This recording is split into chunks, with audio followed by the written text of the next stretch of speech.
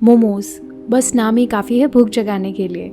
आजकल ये street food हर कोने, हर चौक, हर बाज़ार में आसानी से मिल जाता है।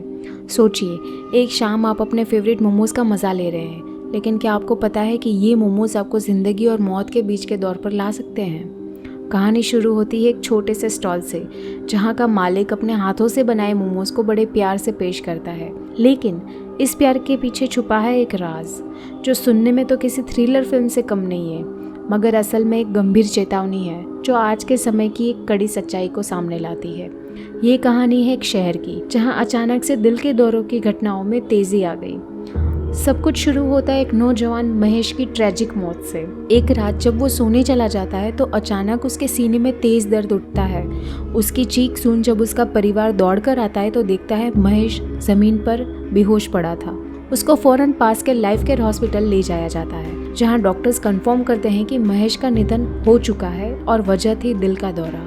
लोगों ने इसे कुदरत का प्रकोप समझा और इस सच्चाई को अपनाने के सिवा उनके पास और कोई चारा भी नहीं था। लेकिन क्या वाकई में कुदरत जिम्मेदार थी, या शुरू हो चुका था इंसान का खूनी खेल? शहर भर के हर अखबार, हर न्यूज़ चैनल पर सिर्फ एक ही खबर थी, दिल के दौरों में असामान्य वृद्धि। फिर एक दिन एक हॉस्पिटल ने पुलिस स्टेशन को एक रीसेंट सुसाइड केस के बारे में इन्फॉर्म किया। इंस्पेक्टर जादव और उनकी टीम तुरंत हॉस्पिटल पहुंचती है और राहुल नाम के इस लड़के के बारे में सारी डिटेल्स जानती हैं। पढ़ाई के दबाव में राहुल ने अपने हॉस्टल में आत्महत्या करने की कोशिश की थी और उसको हॉस्पिटल में भर्ती कराया गया, लेकिन कुछ ही घंटों में उसकी मौत हो गई। इंस्पेक्टर जादव ने पोस्टमार्टम की मांग की और 2 दिन बाद आई पोस्टमार्टम की रिपोर्ट से पता चलता है कि मौत का कारण दिल का दौरा था। उसने सुसाइड अटेम्प्ट नहीं किया था। ये जानकारी एक नए मोड़ ले आती है इस कहानी में, जहां सवाल उठने लगते हैं कि आखिर इस शहर में हो क्या रहा है। क्या सिर्फ पढ़ाई का दबाव था या कुछ और? जब इंस्पेक्टर जादव को पता चला कि एक सुसाइड केस में हार्ट अटैक का पता चला तो वो सच में शॉक में पड़ गए थे। उन्हें पता था कि शहर में अचानक से हार्ट अटैक्स बढ़ रहे हैं, लेकिन एक सुसाइड केस में ऐसा पता चलना, उनके मन में शक की घंटी बज चुकी थी। उन्होंने सोचा, शहर में इतने हार्ट अटैक्स बढ़ने की क्या वजह हो सकती है? इस सोच में डूबे हुए इंस्पेक्टर जादव ने आखिरी 3 महीनों में जो भी हार्ट अटैक के केसेस थे, उन सभी पेशेंट्स की डिटेल रिपोर्ट मंगवाई। जब उन्होंने रिपोर्ट्स को देखा तो उनका दिमाग चकरा गया। 3 महीने में 190 लोगों को हार्ट अटैक आया था, जिसमें से करीबन 117 लोग 30 साल की उम्र के थे और बाकी के 20 सीनियर सिटीजन्स थे। ये आंकड़े इंस्पेक्टर जादव के लिए बहुत बड़ी चिंता का विषय थे। 190 में से सिर्फ 4 लोग ही जिंदा बच पाए थे, बाकी सब इस दुनिया में नहीं रहे थे। इंस्पेक्टर जादव ने सोचा कि शायद इन 4 जिंदा बचने वालों से कुछ सुराग मिलेगा। उन्होंने मिलने का फैसला किया इन 4 लोगों से, जिनका नाम था अंकित, राज, पीयूष और रिया। उन्होंने अपनी टीम के साथ योजना बना ली और तय किया कि सबसे पहले अंकित से मिलेंगे, फिर राज, पीयूष और आखिर में रिया से। उनका मानना था कि शायद इन चारों की कहानियों में कुछ ऐसा मिल जाए जो इस व्यापक समस्या की जड़ तक पहुंचाने में हमारी मदद कर सके।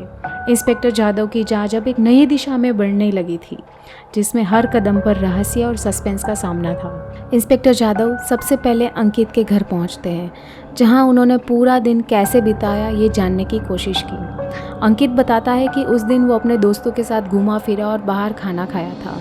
घर लौटते समय अचानक से उसके सीने में दर्द उठा और उसके दोस्तों ने उसको हॉस्पिटल तक पहुंचाया। इंस्पेक्टर जादव ये जानकर वहां से चले जाते हैं। फिर राज की डिटेल्स देखते हुए उन्हें हैरानी होती है कि राज भी रामनगर में रहता है, जहां अंकित रहता है। ज़्यादा विचार ना करते हुए वो राज के घर जाते हैं और पूरा वाकया सुनते हैं। राज अपने ऑफिस से लौटते वक्त एक मोमोज के स्टॉल पर खाना खा रहा होता है जब उसके सीने में दर्द उठा और आसपास के लोग उसको नज़दीकी हॉस्पिटल ले गए। इंस्पेक्टर जादव को समझ नहीं आ रहा था, सबकी दिनचर्या इतनी मामूली थी, फिर भी उन्हें कुछ तो गड़बड़ लग रही थी। कुछ ऐसा था जो सामने ही था पर ध्यान में नहीं आ रहा था। अगले पड़ाव पर वो पीयूष के घर जाते हैं। यहाँ एक और चौंकाने वाला तथ्य सामने आया। पीयूष भी उसी रामनगर एरिया में रहता है जहाँ अंकित और राज रहते हैं। पीयूष से बात करने पर पता चलता है कि उसने भी रात को बाहर खाना खाया था, मोमोज।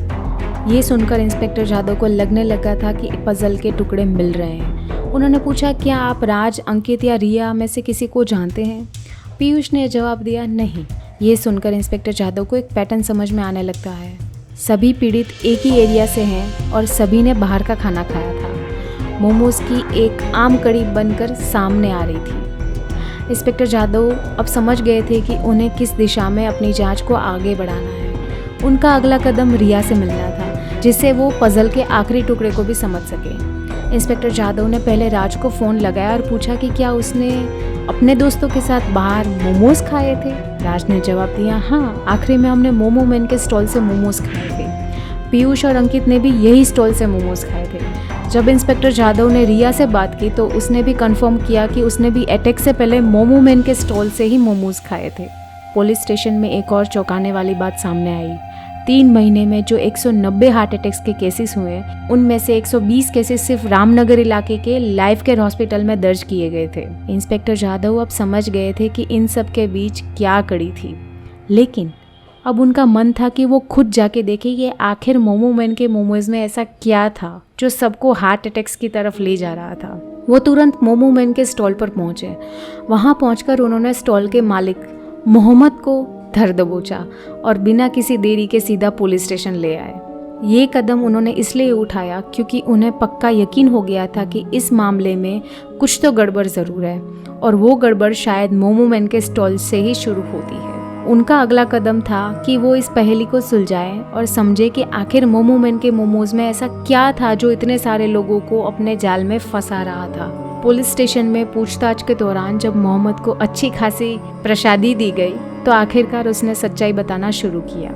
उसने बताया कि वो अपने मोमोज की चटनी में ऐसे केमिकल्स मिलाता था जिससे लोगों का ब्लड प्रेशर बढ़ जाता था और उन्हें हॉस्पिटल भर्ती होना पड़ता था। इंस्पेक्टर जाधव ने पूछा, लेकिन इससे तुम्हें क्या फ़ायदा? वो लोग हॉस्पिटल एडमिट हो, इसमें तुम्हारा क्या फ़ायदा था? तब मोहम्मद ने एक और चौंकाने वाला खुलासा किया। उसने कहा कि लाइफ केयर हॉस्पिटल के साथ उनकी एक डील थी। ये केमिकल मिलाने का काम उसके लिए किया गया था और इस काम के लिए उसे पूरे 10 लाख रुपए दिए गए थे। अब ये उन्होंने क्यों किया, किस लिए किया, ये मुझे नहीं पता। मुझे तो सिर्फ अपने पैसों से मतलब था। इंस्पेक्टर जाधव ने मोहम्मद के बयान रिकॉर्ड कर लिया। इसके बाद इंस्पेक्टर जाधव ने लाइफ केयर हॉस्पिटल पर रेड मारने से पहले हॉस्पिटल की पूरी हिस्ट्री की जांच शुरू कर दी। मरीजों से लेकर लेन देन तक सारे ट्रांजैक्शन सब कुछ चेक करवाया। पता चला कि लाइफ केयर हॉस्पिटल सिर्फ 3 साल पहले ही बना था। 3 सालों में हॉस्पिटल की कोई खास कमाई नहीं हुई थी, लेकिन जब से शहर में हार्ट अटैक के केसेस बढ़े तब से हॉस्पिटल अचानक मालामाल हो गया था। उन्होंने एक और महत्वपूर्ण बात देखी कि ज़्यादातर हार्ट अटैक्स के केसेस डॉक्टर सुनील देख रहे थे। इंस्पेक्टर जाधव ने डॉक्टर सुनील की हिस्ट्री को भी गहराई से जांच की। जल्दी उन्हें पता चला कि डॉक्टर सुनील असल में तो कोई डॉक्टर है ही नहीं, बल्कि फर्जी कागज़ों पर हॉस्पिटल चला रहा था। सबूत मिलने के बाद इंस्पेक्टर जाधव हॉस्पिटल पहुंच गए और उस फर्जी डॉक्टर को, जो लोगों की जिंदगियों से खेल रहा था, उसे धर दबोचा। इस तरह इंस्पेक्टर जाधव ने न सिर्फ एक खूनी खेल का पर्दाफाश किया, बल्कि कई मासूम जिंदगियों को बचाने का मार्ग भी प्रशस्त किया। स्टेशन में लाए जाने के बाद जब डॉक्टर सुनील से कड़ी पूछताछ की गई तो आखिरकार उन्होंने सब कुछ स्वीकार कर लिया।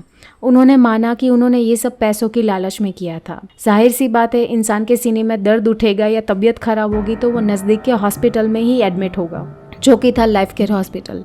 इंस्पेक्टर जाधव का गुस्सा चरम पर था। हमारे समाज में डॉक्टर को भगवान का दर्जा दिया जाता है और तुम्हारे जैसे लोगों की वजह से पूरी कौम का नाम खराब होता है।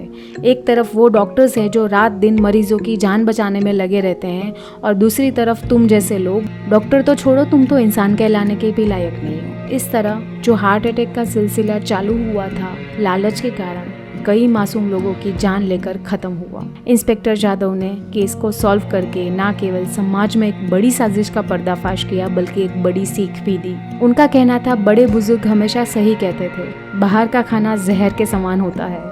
हो सके तो घर का खाना ही खाइए और अगर बाहर का खाना भी पड़ जाए तो अच्छी और सही जगह चुने। इंस्पेक्टर जाधव का ये मामला सुलझाने में सफलता पाने का किस्सा न सिर्फ एक जज्बात भरी जीत थी, बल्कि एक याद दिलाने वाला संदेश भी था कि किस तरह से लालच और धोखाधड़ी समाज में भरोसा और मासूम जिंदगियों को खतरे में डाल सकती है।